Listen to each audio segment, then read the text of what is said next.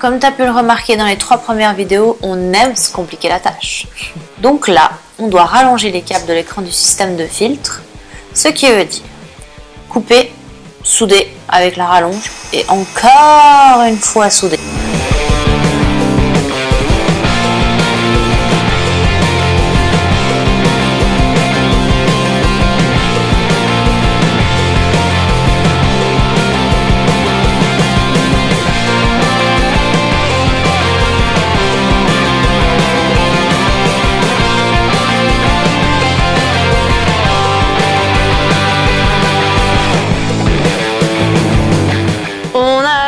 Le four, you.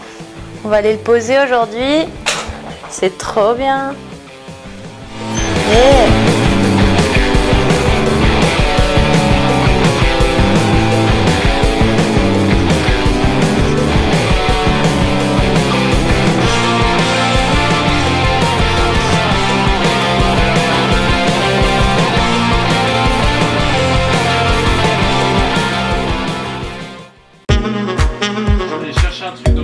Ah oui, c'est bon, je sais. Bonsoir, Gus, voilà. Merci vraiment.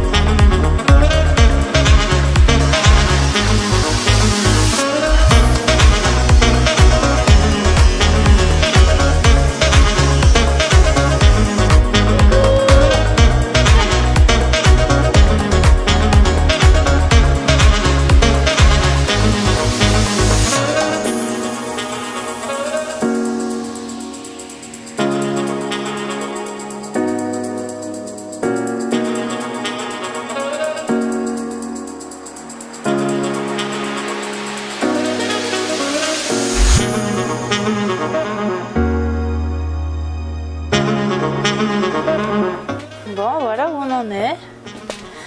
On a posé le lambris, toute cette face. Maintenant, on va poser le lambris ici et ici.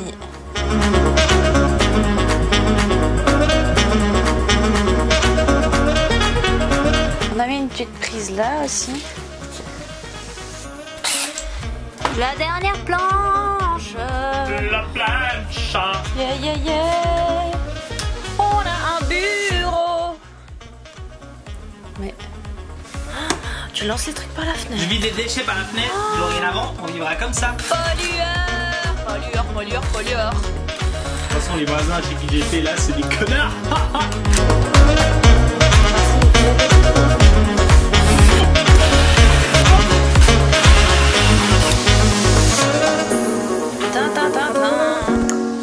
On a une vis.